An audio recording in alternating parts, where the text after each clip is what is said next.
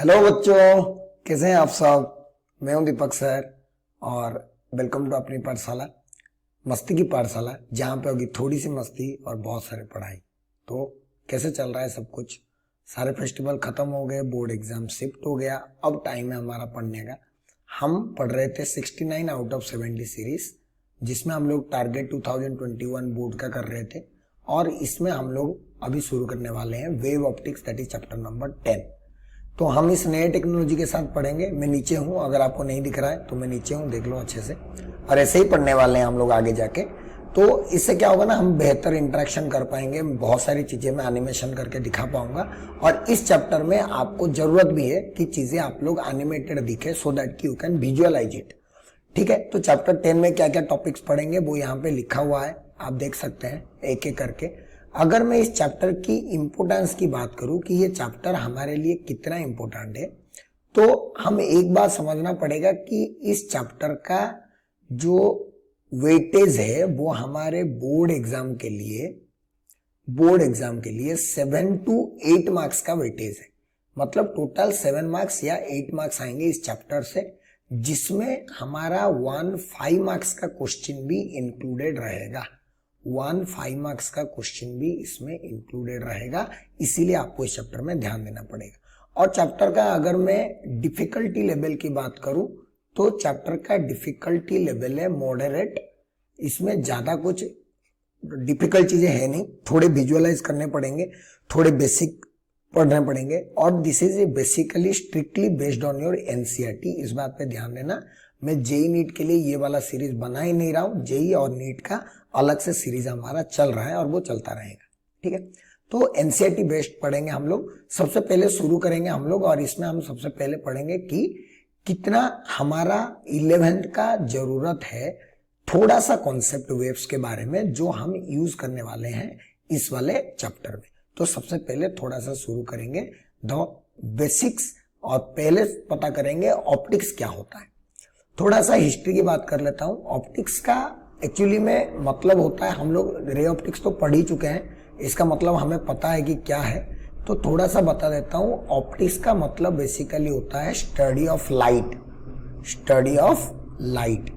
अब ये लाइट क्या है ना, लाइट हमें एबिलिटी देता है, enables us to see things, चीजें देखने में हमें मदद करता है लाइट। अब इसको अगर फिजिक्स के लैंग्वेज में समझा जाए कि लाइट क्या है, तो उसका डेफिनेशन यहाँ पे लिखा हुआ है कि लाइट क्या है।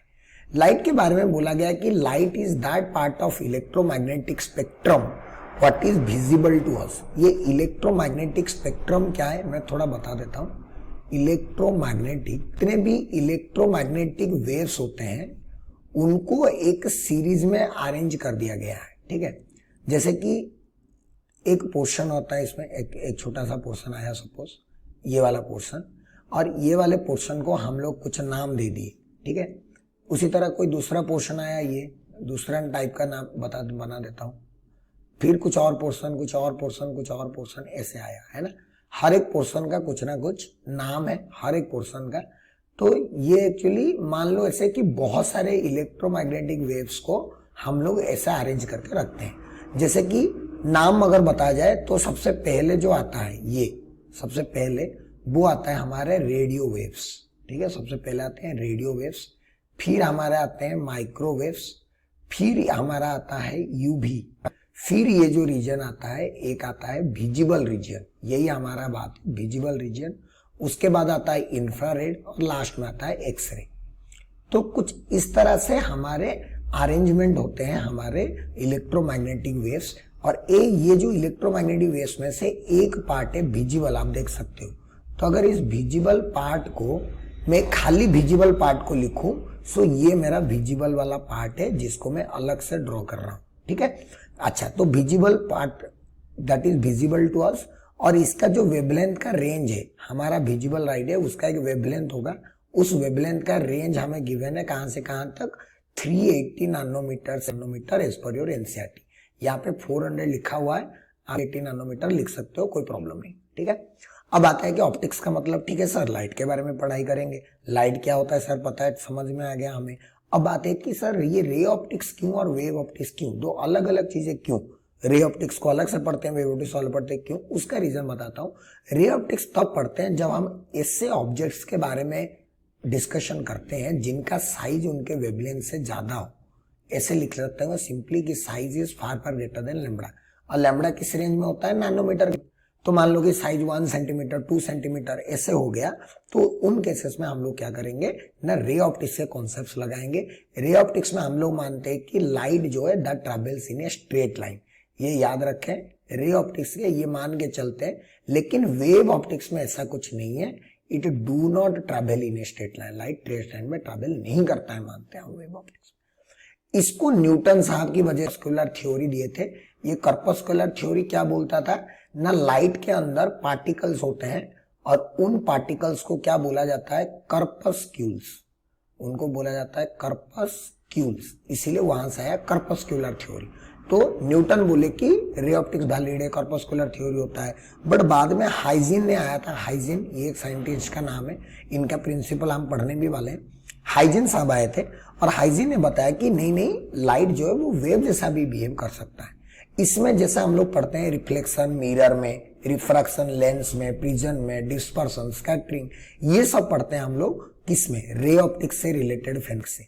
लेकिन वेव ऑप्टिक्स से रिलेटेड हम लोग एक पढ़ेंगे इंटरफेरेंस, दूसरा डिफ्रैक्शन एंड तीसरा पोलराइजेशन। 3 फेनोमेना हम इस चैप्टर में पढ़ेंगे जो कि वेव ऑप्टिक्स से रिलेटेड है और वेव नेचर ऑफ लाइट से रिलेटेड है। तो चलिए शुरू करते हैं हम लोग वेव्स में। सबसे पहले वेव्स को पढ़ने से पहले वेव्स के कुछ बेसिक्स हमें पता होना चाहिए।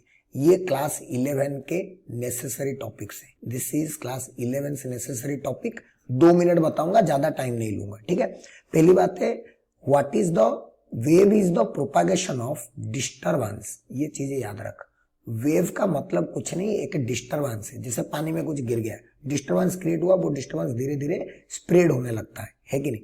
उसी तरह कोई भी टाइप का डिस्टर्बेंस जब स्प्रेड होने लगता है तो हम लोग क्या बोलते हैं? हम लोग बोलते हैं कि वेव ट्रैवल कर रहा है और वेव इज प्रोपागेशन, ठीक है। अच्छा, shape of the wave depends on the motion of the source. Source मेरा कैसा मोशन कर रहा है? मान लो कि सोर्स मेरा ऐसे ऊपर और ऐसे नीचे मोशन करेगा तो मेरा वेव कुछ इस टाइप का क्रिएट होगा।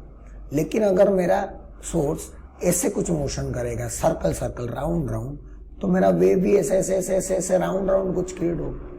तो जब ऐसा मेरा सोर्स होता है, ये इसको सोर्स बोलते हैं, जो कि डिस्टर्बेंस क्रिएट करता है। जब सोर्स एसएचएम कर रहा होगा ना, तो जो वेव्स प्रोड्यूस होंगे उनको सिंपल हार्मोनिक वेव्स बोलते हैं। और हम लोग सिर्फ और सिर्फ उन्हीं के बारे में पढ़ते हैं, फॉर एग्जाम्पल लाइट वेव और साउंड वेव। साउंड वेव हम लोग क्लास 11 में पढ़ चुके हैं।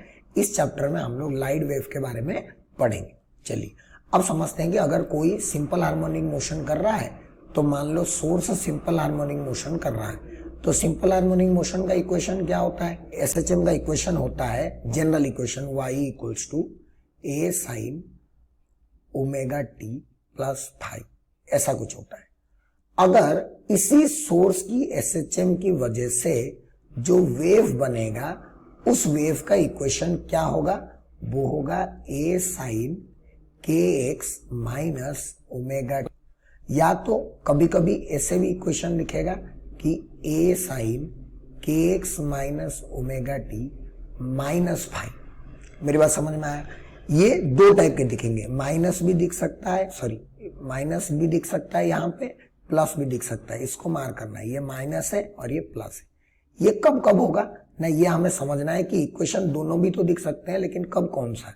ये वाला इक्वेशन लिखेंगे जब wave travels along positive Z axis, sorry positive x axis, मतलब राइट साइड जा रहा होगा। जैसे ये this is velocity along positive x axis, है ना, ये पॉजिटिव एक्स एक्सिस के अलोंग वेलोसिटी। तो इसका इक्वेशन क्या हो जाएगा? इसका इक्वेशन हो जाएगा y equals to a sine k x minus omega t. x क्या है? x यहां से डिस्टेंस है कोई भी पार्टिकल का, और y क्या है? y इसका डिस्प्लेसमेंट है, और टाइम कोई भी t है। तो ये बेसिकली कोई पार्टिकल का डिस्प्लेसमेंट, उसका पोजीशन और टाइम के बीच में रिलेशन है, ठीक है। ये कब लेंगे? ये लेंगे जब हमारा वेव किधर ट्रेवल्स करेगा ना, when the wave travels along negative x axis, तब हम लोग नेगेटिव एक्स एक्सिस, तब हम लोग क्या करेंगे, इसको प्लस लिखेंगे, है ना, यहाँ पे प्लस लिखेंगे और यहाँ पे माइनस लिखेंगे। ठीक है, हमारा 99% केस में फाई जीरो हो जाएगा, फाई क्या हो जाएगा, जीरो। तो देयरफॉर हमारा जो वेव का जनरल इक्वेशन बनेगा वो बनेगा ए sign k x minus omega T, ये बनेगा हमारा वेव का इक्वेशन जनरल, और यही इक्वेशन हम लोग फर्दर फ्यूचर में भी यूज करने वाले हैं इसी चैप्टर में। तो याद रखें, यहां पे आप देख सकते हैं कि ये तो ए हो गया एम्पलीट्यूड, ये मुझे लिखने की जरूरत पड़ेगा क्या, लिख लेता हूं, है ना। यहाँ पे ए जो है, ए हो गया हमारा amplitude, A is the amplitude. Amplitude मतलब मैक्सिमम कितना डिस्प्लेसमेंट हो सकता है, ठीक है। जैसे ये लिखा हुआ है प्लस है, मैक्सिमम डिस्प्लेसमेंट ए प्लस ए हो सकता है, एम्पलीट्यूड। ये जो एंगल वाला पार्ट है ना, एंगल वाला पार्ट, दिस एंगल वाला पार्ट साइन के अंदर जो है, दिस एंगल, इसको बोला जाता है फेज। इसको क्या बोला जाता है, फेज। आपको ये याद रखना है कि कोई भी वेव गिवन हो तो साइन या कॉस जो भी होगा, उसमें जो एंगल वाला पार्ट होगा ना, दिस एंगल वाला पार्ट, दिस एंगल वाला part is going to be phase. तो इसका फेज हो जाएगा के एक्स माइनस ओमेगा टी, इसका हो जाएगा के x minus omega T plus 5, इसका पूरा ये एंगल वाला पार्ट हो जाएगा, इसको फेज बोलेंगे इसका, है ना। कोई भी इक्वेशन वेव का गिवन हो तो उसमें जो एंगल वाला पार्ट होता है उसको बोलते हैं फेज। और ये जो फाई होता है ना, सिर्फ इसको बोला जाता है फेज कांस्टेंट, कंफ्यूज मत होना, इसको क्या बोला जाता है, फेज कांस्टेंट, ठीक है। और ये फेज कांस्टेंट किसके ऊपर डिपेंड करता है, क्या नहीं, वो सब एसएचएम के बात है, वो आप सब स्किप कर सकते हो, टर्म्स याद रखो क्योंकि आगे यूज होने वाला है, ठीक है। ये इक्वेशन याद रखना है, और बाकी कब पॉजिटिव कब नेगेटिव पता चल गया, ठीक है। ये हो गया बेसिक्स ऑफ वेव। मैं आपको कुछ वीडियो में दिखाने वाला हूं कि वेव कैसे क्रिएट होता है, ठीक है। मैं अभी आपको दिखाऊंगा वीडियो में कि वेव कैसे क्रिएट होता है, ठीक है।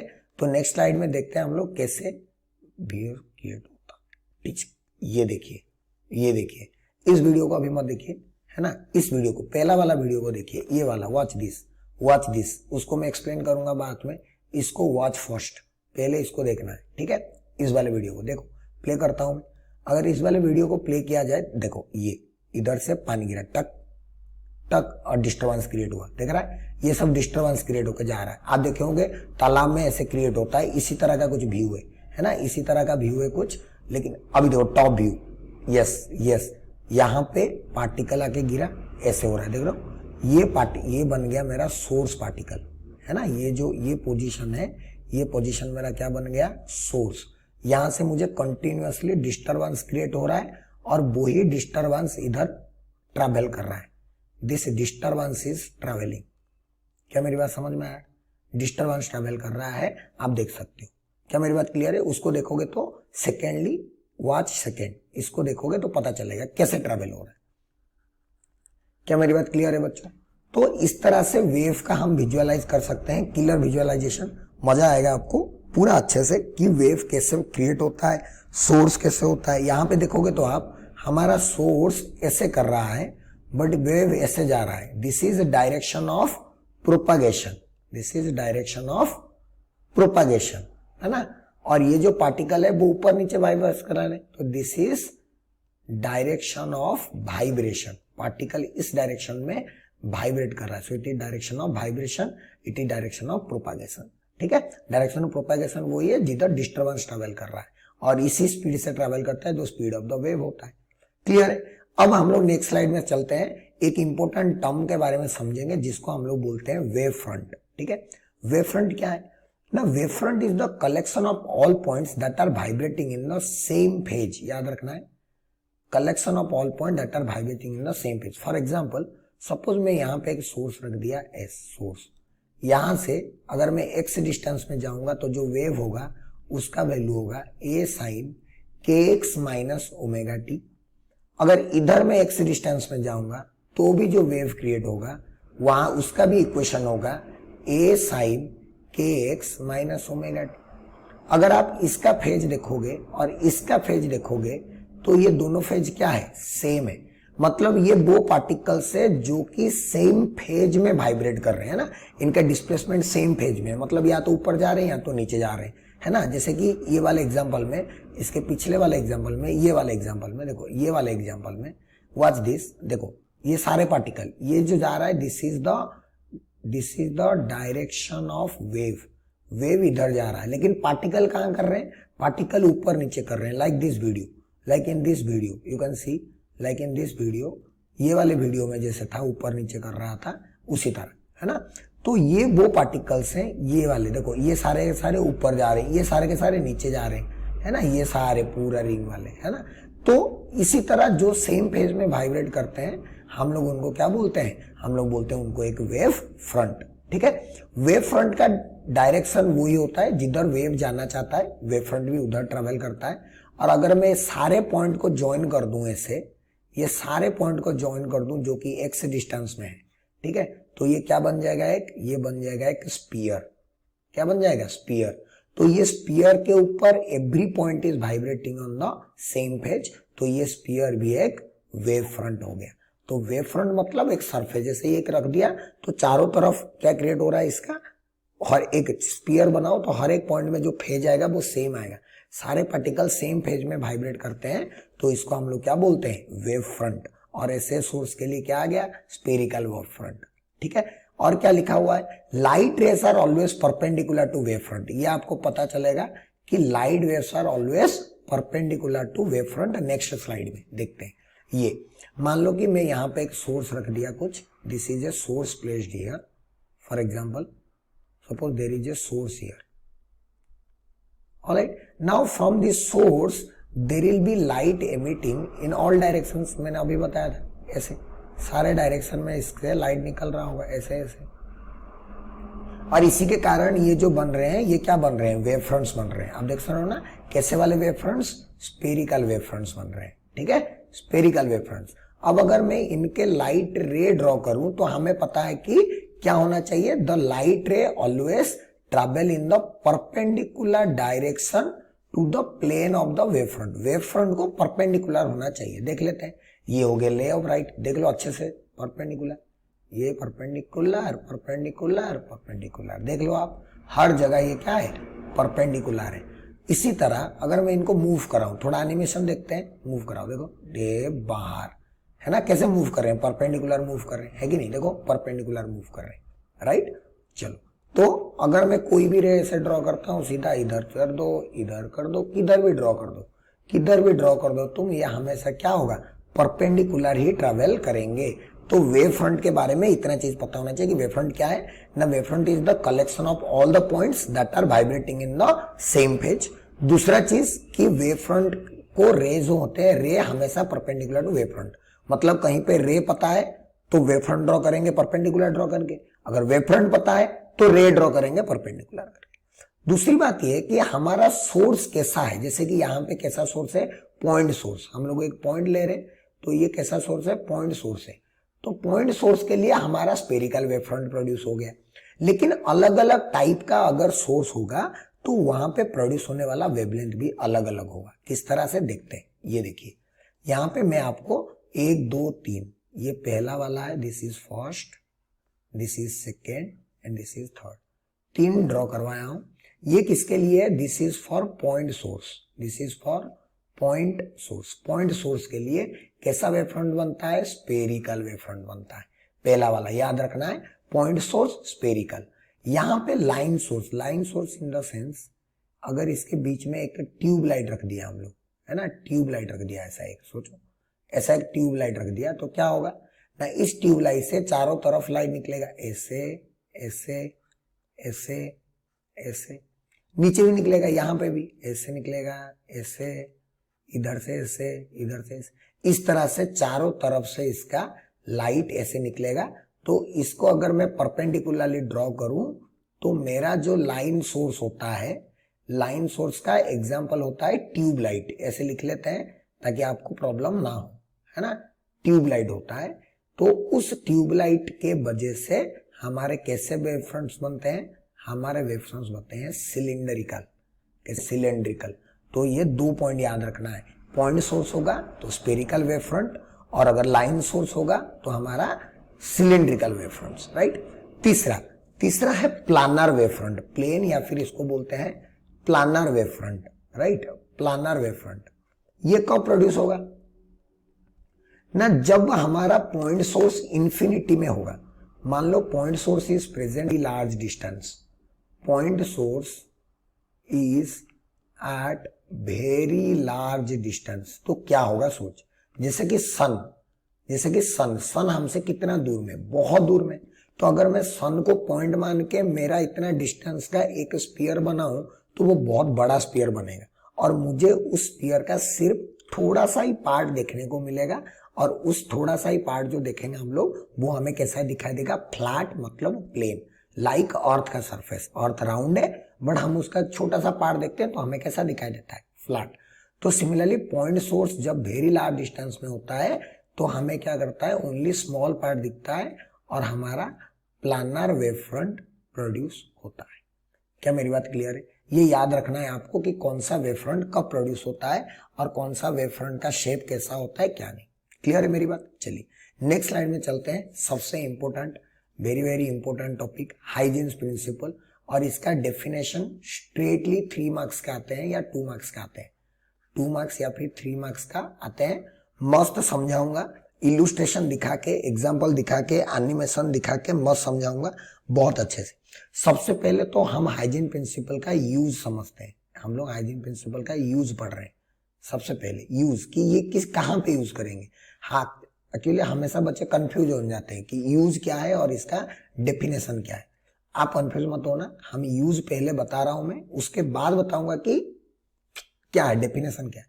तो हाइजीन प्रिंसिपल का यूज किस लिए यूज करते हैं ना, used to determine the position and shape of a wave front at a later time if initial shape and position is known. मतलब कि एक वेव फ्रंट ट्रैवल कर रहा है, कितने स्पीड से ट्रैवल करता है वेव फ्रंट, जितना वेव का स्पीड होता है उतना स्पीड से ट्रैवल करता है वेव फ्रंट। तो वेव फ्रंट ट्रैवल कर रहा है, तो अगर वो अभी यहां पे है, जैसे स्पेरिकल वेव, मान लो अभी वेव फ्रंट यहां पे है और ऐसा दिख रहा है, तो थोड़ी देर बाद एट ए लेटर टाइम ये कहां पे होगा और कैसा दिख रहा होगा, ये कहां पे होगा और कैसा दिख रहा होगा, यही हमारा डिटरमाइन करना हाइजीन प्रिंसिपल का मकसद है। हाइजीन प्रिंसिपल का काम ही यही है, यूज ही यही है कि वो एक वेव फ्रंट का शेप और पोजीशन बता देगा कोई बाद वाले टाइम पे, अगर इनिशियल शेप और पोजीशन उसको पता हो तो। क्लियर है बच्चों? Next topic. तो यूज हो गया, ये वाली बात है ना कि इसका यूज हम लोग इसीलिए करेंगे। चलो अब कैसे यूज करेंगे ना, इसका स्टेटमेंट पढ़ते हैं। स्टेटमेंट क्या है, मतलब हाइजीन प्रिंसिपल बताता क्या है। 3 पॉइंट है इसके अंदर, मैं पहले पॉइंट लिखवाता हूं। पहला पॉइंट है ये पहला पॉइंट है, मैं अंडरलाइन कर रहा हूं। Each on the wave front is a source of secondary disturbance. Each point on the wave front is a source of secondary disturbance. इसका मतलब क्या है, नेक्स्ट स्लाइड में समझ में आएगा, मैं एक एक पॉइंट समझाऊंगा, ठीक है। पहले नेक्स्ट पॉइंट में इलुस्ट्रेशन, एनिमेशन करके दिखाऊंगा, मस्त देखना। सब मान लो कि मेरे पास एक सोर्स है एस।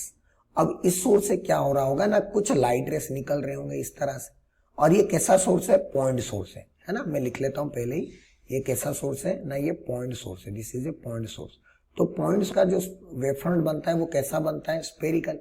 तो ये बन गया। ये अभी मुझे इस वेव फ्रंट के बारे में पता है कि ये वेव फ्रंट अभी यहाँ है। हमारा हाइजीन प्रिंसिपल क्या बोलता है, हाइजीन प्रिंसिपल बोलता है कि every point on the wave front is a source of secondary disturbance, right. मतलब मैं अगर इसके ऊपर पॉइंट्स मार्क करूं, जैसे कि ये लाल कलर के पॉइंट्स मार्क किए हुए हैं, तो ये जो पॉइंट्स हो गए, ये पॉइंट्स क्या हो गए मेरे, they are sources of secondary disturbance. मतलब सेकेंडरी डिस्टर्बेंस, और डिस्टर्बेंस का मतलब मैंने बताया था क्या होता है, वेव। इसका मतलब ये तो सोर्स है, अब ये जो वेव फ्रंट प्रोड्यूस किया, इस वेव फ्रंट का हर एक पॉइंट और एक सोर्स जैसा काम करेगा, मतलब वो खुद डिस्टर्बेंस क्रिएट करेंगे। तो ये तो एक एक पॉइंट सोर्सेस है, तो ये लोग क्या करेंगे, ये भी एक एक अपना वेव फ्रंट प्रोड्यूस करेंगे और ये जो वेव फ्रंट है इन वेव फ्रंट्स को बोला जाएगा सेकेंडरी वेवलेट। क्या बोला जाएगा, सेकेंडरी, क्योंकि सेकेंडरी सोर्सेज से प्रोड्यूस हो रहे हैं तो सेकेंडरी वेवलेट। क्या मेरी बात क्लियर है, मेरी बात क्लियर है कि नहीं। पहला पॉइंट बोलता है कि every point on the wave front act as a secondary source of secondary disturbance. अब अगर सेकेंडरी डिस्टर्बेंस है मतलब सेकेंडरी सोर्स जैसा काम कर रहे हैं तो उनमें से कुछ वेव फ्रंट उनका भी प्रोड्यूस होगा, उनको बोलेंगे सेकेंडरी वेवलेट। और ये सेकेंडरी वेवलेट का जो स्पीड होता है ना, speed that is equals to speed of wave, that is equals to speed wave के स्पीड से ही जानेंगे। तो मान लो कि मुझे अगर टी टाइम के बाद चाहिए तो ये लोग कितना स्प्रेड हो गए होंगे, इनका रेडियस कितना हो जाएगा v इंटू टी, इसका भी रेडियस कितना हो जाएगा, सबका रेडियस कितना हो जाएगा v इंटू टी। अगर मुझे टी टाइम चाहिए तो अगर मुझे टी टाइम में टाउ में चाहिए तो इसका जो रेडियस होगा वो हो जाएगा v इंटू टी, आप देख सकते हैं। ठीक है, ये टाइम पे मुझे चाहिए टाउ पे, है ना, मैं टी लिख दिया हूं, एक ही बात है। अब ये जो सारे सेकेंडरी वेवलेट आए हैं अगर इनको मैं कॉमन टांजेंट ड्रॉ करूं, मतलब समझ लो, इसको टांजेंट ऐसे इसको साथ जोड़ूंगा, इसको इसके साथ, इसको इसके ऐसे कॉमन टांजेंट अगर ड्रॉ करूंगा तो ये जो कॉमन टांजेंट है ये मेरा नया वेव फ्रंट देगा, देख सकते हो आप, common tangent. So this becomes the common tangent and यही कॉमन टांजेंट है जो कि मेरा टाउ टाइम पे new wave front that is spherical and कौन से पोजीशन में आएगा वो भी हमें पता चल गया। क्लियर है मेरी बात। तो ये था हमारा हाइजीन प्रिंसिपल का इलुस्ट्रेशन।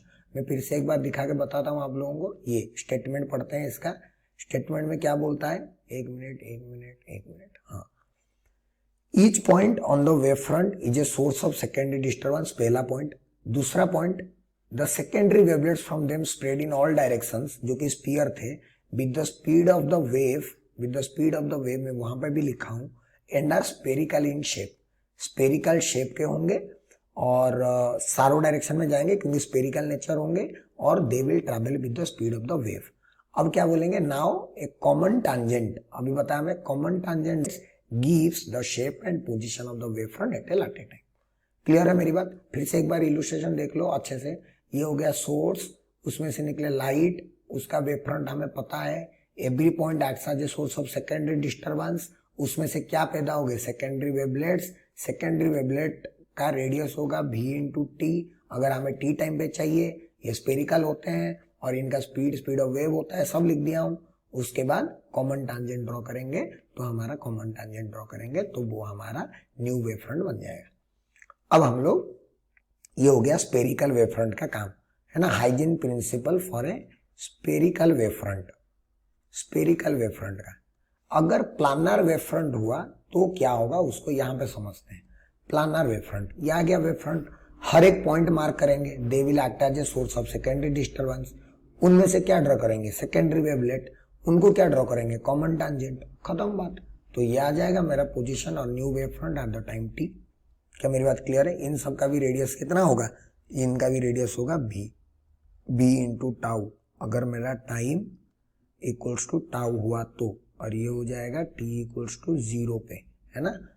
चलो यहाँ पे एक इंपॉर्टेंट जो पॉइंट यहाँ पे लिखा जा रहा है वो ये है कि हमारा बैकवर्ड वेव इज रिजेक्टेड, ये याद रखना पड़ेगा, backward wave front is rejected.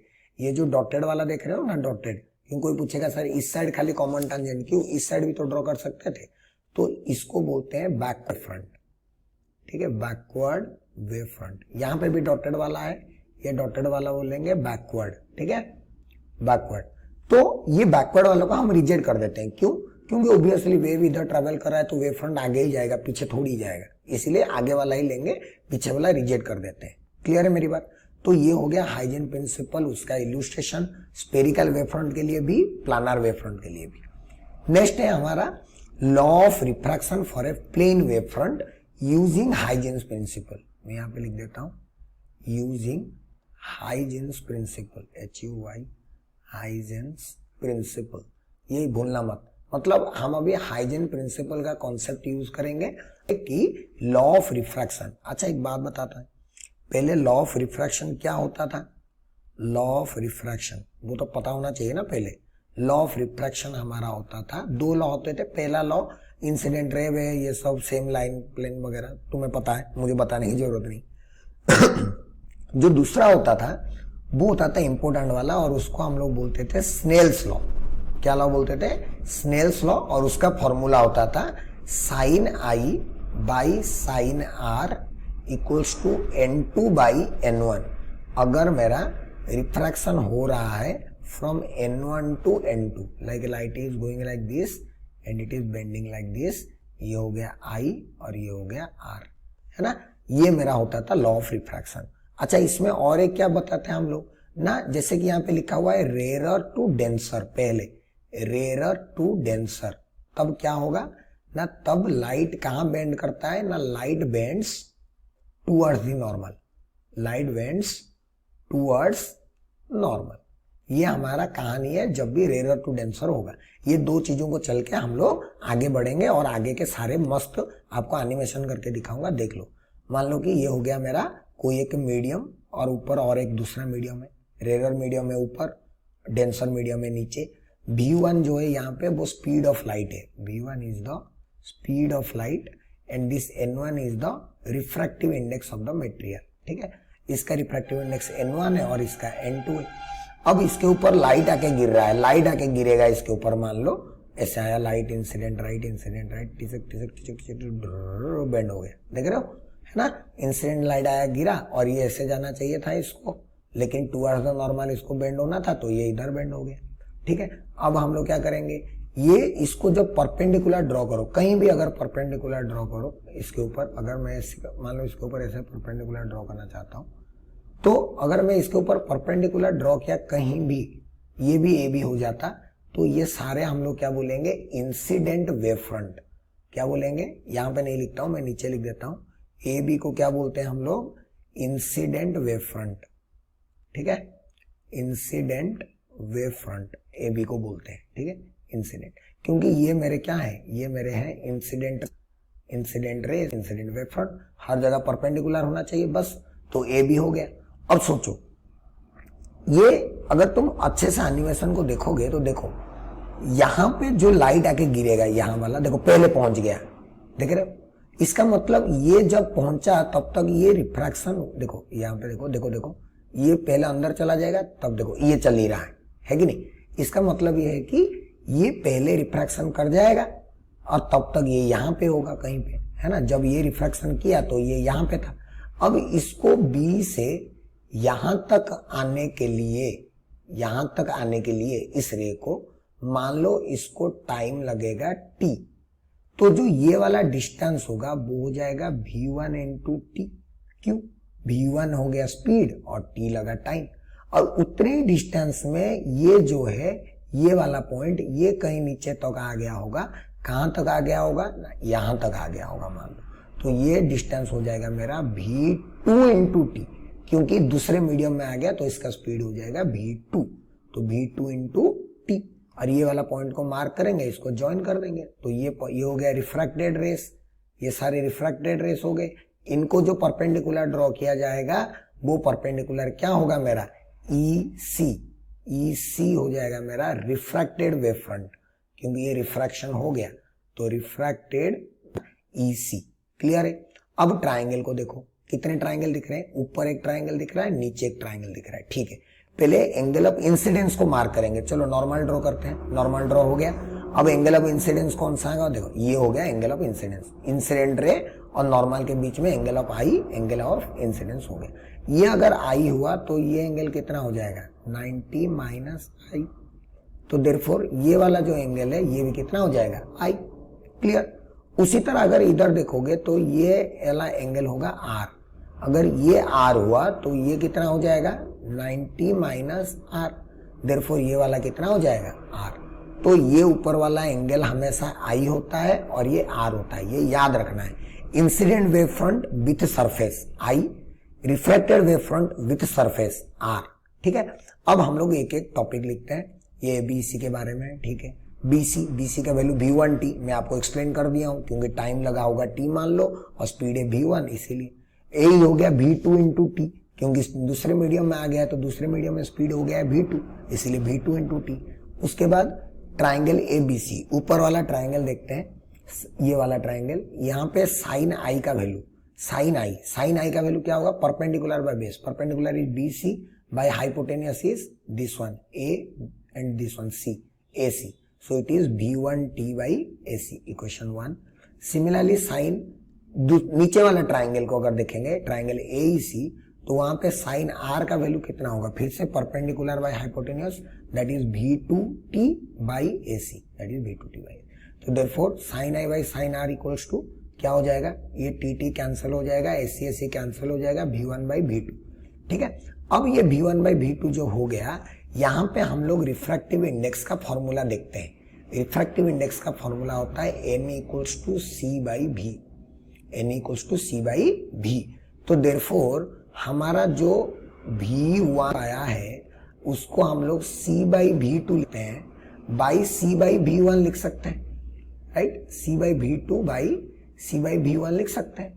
अब इसका वैल्यू जो आएगा वो क्या आ जाएगा, C by V2 is N2 by C by V1 is N1, right. तो C N2 बाई N1 हो गया V1 बाई V2 का वैल्यू। इसको यहाँ पे लिखने अगर तो V1 by V2 equals to N2 by N1, therefore N1 sin I equals to N2 sin R, hence the Snell's law is proved. The Snell's law is proved. This proof is very important because ये direct proof पूछता है और 3 marks का पूछता है। याद रखना, हमेशा 3 मार्क्स का पूछेगा जब भी पूछेगा। क्लियर है बच्चों? तो ये था how this medium is refraction हो रहा है, कौन सा इंसिडेंट वेव फ्रंट है, कौन सा रिफ्रैक्टेड वेव फ्रंट है, कौन क्या है, सब आपको थोड़ा थोड़ा याद रहना पड़ेगा। ये वाला मैं गंदा हो गया, मिटा देता हूँ, बस कोई दिक्कत नहीं, ठीक है। तो ये हो गया कहानी हमारा रेयर टू डेंसर मीडियम का। अगर डेंसर टू रेयर मीडियम पूछ लिया कभी भी, गलती से मान लो पूछ लिया डेंसर टू रेयर मीडियम का क्या होगा, तो हम लोग थोड़ा सा मैं आपको बता देता हूँ कि क्या होगा। नॉर्मली इसके ऊपर लाइट आके ऐसे गिरेगा, है ना, इसके ऊपर लाइट आके ऐसे गिरेगा, और हमारा जो वेव फ्रंट है हम लोग ऐसे ड्रॉ करेंगे, ए बी, ये इंसिडेंट वेव फ्रंट होगा ए और बी, ठीक है। यहाँ पे होगा नॉर्मल, देख लो नॉर्मल, यहाँ पे भी ड्रॉ कर देंगे नॉर्मल ऐसे, ठीक है। ये किधर बेंड करेगा, अवे फ्रॉम द नॉर्मल, ये किधर बेंड करेगा, अवे फ्रॉम द नॉर्मल। अब अगर इसमें से देखेंगे तो जब तक ये आके इधर पहुंचेगा तब तक ये कहीं इधर पहुंच गया होगा, ये वाला मार्क करेंगे हम लोग, है ना, ये इसको मार्क करेंगे ई और इसको मार्क करेंगे सी। ये होगा हमारा आई, तो ये होगा हमारा आई, और ये होगा हमारा आर, तो ये होगा हमारा आर। यहाँ पे फिर से ए बी हो जाएगा इंसिडेंट, सेम इंसिडेंट, और ई सी हो जाएगा हमारा रिफ्रैक्टेड, सेम कोई टेंशन की बात ही नहीं है। और फिर से sine I sine R same करेंगे, ये हो जाएगा हमारा V1T, ये हो जाएगा हमारा V2T, लेकिन ये हो जाएगा अभी डेंसर मीडियम और ये हो जाएगा अभी रेयर मीडियम। बाकी प्रूफ के को में चेंज नहीं होगा, proof is same as before, the proof is same as before। इसीलिए मैं और करवा नहीं रहा हूं क्योंकि आप पिछला वाला देख सकते हैं, बिल्कुल सेम होगा, खाली वहां पे टुवर्ड्स द नॉर्मल बेंड होता था, यहाँ पे away from the normal bend होगा। तो चलिए चलते हैं नेक्स्ट टॉपिक। नेक्स्ट है हमारा law of reflection. Law of reflection क्या होता है थोड़ा बता देता हूं मैं। लॉ ऑफ रिफ्लेक्शन क्या होता है, ये सबका आसान है और बच्चे को पता होता है। लॉ ऑफ रिफ्लेक्शन वो होता है I equals to R, right, angle I equals to angle R. अगर मान लो कि यह हमारा मिरर है, लाइट ऐसे गिर रहा है इसके ऊपर, इंसिडेंट रे ऐसे जा रहा है, रिफ्लेक्टेड रे, और ये हो गया नॉर्मल, इधर I इधर R। बहुत गंदा फिगर हो गया क्योंकि मैं यहाँ पे अच्छा फिगर दिखाऊंगा अभी, ठीक है, देखते ये हो गया हमारा मिरर जहाँ पे रिफ्लेक्शन होने वाला है, लाइट आके गिरा, टिचक रिफ्लेक्शन होके चला गया। आप देख सकते हो फिर से कि ये वाला जो लाइट है, ये वाला, ये देखो पहले रिफ्लेक्ट हो गया, तो जब तक नेक्स्ट हमारा अगर वेव फिर से ए बी इंसिडेंट बन जाएगा, यहाँ पे ए बी फिर से बन जाएगा हमारा incident wave front, same as before, कुछ इंसिडेंट वेव फ्रंट, और हमारा ये जो 90 डिग्री हो गया। अब नेक्स्ट हमारा ड्रॉ करेंगे, ये अगर B यहाँ से यहाँ तक आके पहुंचने के लिए, B को यहाँ से यहाँ तक आने के लिए अगर टाइम लगेगा T, तो ये डिस्टेंस हो जाएगा v इंटू टी, क्योंकि स्पीड v होगा, यहाँ पे स्पीड जो है वो v है। अब ये रिफ्लेक्ट होके जाया भी तो सेम मीडियम में, इसलिए ये डिस्टेंस भी कितना होगा vt, क्योंकि ये सेम मीडियम में ही वापस आ गया। तो इसीलिए मेरा जो रिफ्रैक्टेड वेव फ्रंट बन जाएगा EC, ये बन जाएगा मेरा रिफ्लेक्टेड वेव फ्रंट। क्या बन जाएगा? Reflected wave front. तो अभी ए बी और मिल गया। फिर से दो ट्रायंगल है, नॉर्मल ड्रॉ कर देंगे। ये एंगल आई 90 माइनस आई, फिर आई, इधर आर 90 माइनस आर, आर। तो देयरफॉर यहाँ पे बी सी का वैल्यू होगा v इंटू टी, जैसे कि मैं बता चुका हूँ, और ए का वैल्यू होगा बी सी, वी टी का ही वैल्यू। देयरफॉर ये दो ट्रायंगल कॉन्ग्रुएंट हो जाएंगे। कौन सा कॉन्ग्रुएंसी?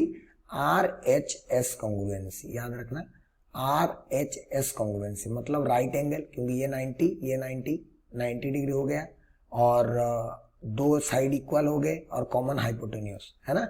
यहाँ पे लिख देता हूँ angle B equals to angle E that is equals to 90 degree, और ये दो side A E equals to B that is equals to B into tie, ये हो गया साइड हमारा। और हाइपोटेन्यूस, कॉमन हाइपोटेन्यूस, कौन सा है हाइपोटेन्यूस? Common hypotenuse. कौन सा हाइपोटेन्यूस है? ए सी इज द कॉमन हाइपोटेन्यूस। ठीक है, तो ये दोनों कॉन्ग्रुएंट हो गए। अगर कॉन्ग्रुएंट हो गए तो दोनों एंगल इक्वल हो जाए, i equals to r, therefore the law of reflection is proved. ये बहुत आसान है, खाली आपको ये फिगर याद रखना पड़ेगा। ये फिगर आपको याद रखना पड़ेगा, बहुत इंपॉर्टेंट फिगर है। क्लियर है मेरी बात? एनिमेशन इसीलिए करवा के दिखाया हूँ, और एक बार दिखा देता हूँ, एनिमेशन देख लो अच्छे से, है ना। ये आ जाएगा हमारा मिरर, या ये रेस रिफ्लेक्ट होकर जाएंगे, टिक टिक टिक टिक टिक। अब ये हो गया इंसिडेंट, बी को आने के लिए टाइम लगेगा टी, तो भी टी, इधर भी टी काटेंगे, फिर इसको ज्वाइन करेंगे तो रिफ्रैक्टेड मिलेगा। नॉर्मल ड्रॉइंग किए, I 90 minus I, R 90 minus R, R. Clear है? उसके बाद इसका सिंपल मैथमेटिक्स। अच्छा, ये जो बात है कि लॉ ऑफ रिफ्लेक्शन और रिफ्रैक्शन अगर इसमें प्रूव हो गए, इसका मतलब जो भी हम लोग लेंस, मिरर, ये सब की बात करेंगे, ये लेंस और मिरर में ये जो बात आएगा, ये क्या आएगा? सेम बिहेवियर होगा as ray optics, same behaviour as ray optics. ठीक है, क्या सेम बिहेवियर? देखते हैं। मान लो कि हम लोग शेप ऑफ वेव फ्रंट निकालना चाहते हैं, वेव फ्रंट का शेप कैसा होगा after reflection. After reflection, reflection के बाद कैसा वेव फ्रंट का शेप चेंज होता है वो हम लोग देखेंगे। मिरर में देखते हैं सबसे पहले कनकेव मिरर। कनकेव मिरर जानते हो ना? कनकेव मिरर का मतलब होता है ए से। कंफ्यूज मत होना कि सर ये नहीं देखे थे कभी, आप पहली बार दिखा रहे हैं। तो कनकेव मिरर कुछ ऐसा दिखता है। यहाँ पे हम लोग क्या करते हैं ना, ऐसे प्रिंसिपल एक्सिस, अगर इसके ऊपर पैरेलल लाइट गिराओ तो लाइट रिफ्लेक्ट होके ऐसे जाते हैं। ठीक है, इसके ऊपर भी लाइट अगर ऐसे पैरेलल में गिराओ तो आफ्टर रिफ्लेक्शन ये कैसे जाएगा? ऐसे, है ना। ये कौन सा मिरर है? ये हमारा कनकेव मिरर। उसी तरह और एक होता है कन्वेक्स मिरर, ऐसे लिखते हैं कन्वेक्स मिरर को, है ना, ऐसे डिनोट करते हैं। और इसमें क्या होता है ना, लाइट अगर ऐसे सीधा गिराओ तो ये डाइवर्ज हो जाता है, ऐसे चला जाता है, और इसको भी चलाओ तो ऐसे चला जाता है। तो कनकेव मिरर है, इसके ऊपर लाइट गिराए ऐसे हो गया। और मतलब कि अगर सीधा आ रहे थे तो प्लानर वेव फ्रंट था, और ये अंदर जाके स्पेरिकल वेव फ्रंट हो गए। तो यहाँ पे ए बी हमारा इंसिडेंट है, ए बी कैसे फ्रंट हो गया? इंसिडेंट, और सी डी हमारा हो गया रिफ्लेक्टेड, जो कि रिफ्लेक्शन के बाद बना। Reflect shape of the wave front कैसे चेंज होता है देख लिए एक बार, और एक बार देख लो। ऐसे मान लो ए बी आया, गया, रिफ्लेक्टेड, रिफ्लेक्टेड। उसी तरह कन्वेक्स मिरर में ऐसे जाएगा, तो ये आ गया इंसिडेंट, इंसिडेंट, रिफ्लेक्टेड। समझ में आ गया? तो ए बी इंसिडेंट और सी डी रिफ्लेक्टेड। कैसा शेप बनता है एनिमेशन के साथ समझा दिया हूं। नेक्स्ट चलते हैं हम लोग shape of the wave front after refraction. After refraction, refraction के बाद। रिफ्रैक्शन किस में होता है? रिफ्रैक्शन होता है लेंस में और प्रिज्म में, रेस में और प्रिज्म में। लेंस में एक होता है इस तरह का लेंस, इसको क्या बोलते हैं? इसको बोलते हैं कन्वेक्स लेंस। कन्वेक्स लेंस में क्या होता है ना, लाइट अगर सीधा गिराओ तो वो अगले साइड फोकस में मिल जाते हैं जाके। लेकिन और एक होता है हमारा ये सा वाला, जिसको हम लोग बोलते हैं कनकेव लेंस। इसमें अगर लाइट सीधा गिराओ तो ये इधर डाइवर्ट हो जाता है इस तरह से कुछ। ठीक है, तो हम इसको देखेंगे। जैसे कि ये हो गया मेरा कन्वेक्स लेंस, इसमें लाइट गिरेगा तो ऐसे मिल जाएगा, सीधा आएगा तो प्लानर वेव फ्रंट आया, लेकिन चेंज होके ऐसे हो गया, तो शेप ऑफ वेव फ्रंट ऐसे होता है। और हमें से याद रखना ये जहां पे मिलेंगे ये होगा फोकस, और यही फोकस जो है इन स्फेरिकल वेव फ्रंट्स का सेंटर होगा। उसी तरह अगर ये मान लो कि मैं कनकेव लेंस की बात करूं तो उसमें लाइट गिर के ऐसे डाइवर्ज हो जाते हैं, है ना, लाइट ऐसे गिरेगा डाइवर्ज हो जाएंगे, तो इसका मतलब इंसिडेंट वेव फ्रंट जो है सीधा आएगा जाएगा चेंज होके ऐसे हो जाएगा। यहाँ पे दिखाया नहीं है, मैं ड्रॉ कर देता हूँ। यहाँ पे जो वेव फ्रंट क्रिएट होगा सी ऐसा क्रिएट होगा वेव फ्रंट, है ना, लाइक दिस। उसके बाद आ गया प्रिज्म। प्रिज्म में अगर लाइट सीधा गिरा हो तो ऐसे हो जाता है बेंड। इसके बारे में डिटेल में हम पढ़ेंगे। तो वेव फ्रंट इसमें खाली थोड़ा सा चेंज हो जाता है, एंगल घूम जाता है, बाकी शेप में चेंज नहीं होता है। और इसका भी सेंटर यहाँ पे फोकस होगा एफ, और यही फोकस इसका सेंटर होगा। तो ये है कि वेव फ्रंट के शेप कैसे चेंज होते हैं अगर हम उनको रिफ्लेक्शन रिफ्रैक्शन करवाए मिरर और लेंस में या फिर प्रिज्म में, तो कैसे कैसे होते हैं उनके ऊपर होंगे। इसके ऊपर हम एक क्वेश्चन करने वाले हैं, शानदार क्वेश्चन है, और ये क्वेश्चन जेई में आया हुआ है ना। This question has already asked once in JEE Mains. कौन से ईयर मुझे याद नहीं, आप देख सकते हो, लेकिन एक साल पूछा हुआ है। चलिए सॉल्यूशन करते हैं। क्या क्वेश्चन पूछा हुआ है? Wave fronts incident on an interference between the medium are shown in the figure. Sketch the refracted wave front along with the value of the angle they subtend with the horizontal. Okay, मतलब ये incident wave front दिया है, और याद करो incident wave front में ये जो एंगल बनाता था यही एंगल क्या हो जाता था, आई। मतलब यहाँ के लिए आई का वैल्यू है 45 डिग्री, n1 का वैल्यू दिया हुआ है 1 और n2 का वैल्यू दिया हुआ है √2। देयरफॉर मैं स्नेल्स लॉ अगर यूज करूं, using Snell's law, sine I by sine R का वैल्यू क्या होगा? Sine I by sine R is n2 by n1। This implies sine I is sine 45 degree by sin r equal √2 by 1. This implies sin r equals to 1 by √2 into √2. This implies sin r equals to half. So r equals to 30 degree, right? r equals to 30 degree. इसका मतलब अगर मैं यहाँ पे इसका refracted wave front draw करूं तो वो कुछ ऐसे आएगा, और ये वाला एंगल आर होता है जिसका वैल्यू क्या होगा, 30 डिग्री। हमें हॉरिजॉन्टल के साथ चाहिए, ये 30 होगा तो ये भी कितना होगा, 30 डिग्री। देयरफॉर इट मेक्स कितना, 30 degree with the horizontal, 30 degree with the horizontal. Horizontal के साथ ये 30 डिग्री बताता है, और यही इसका आंसर है।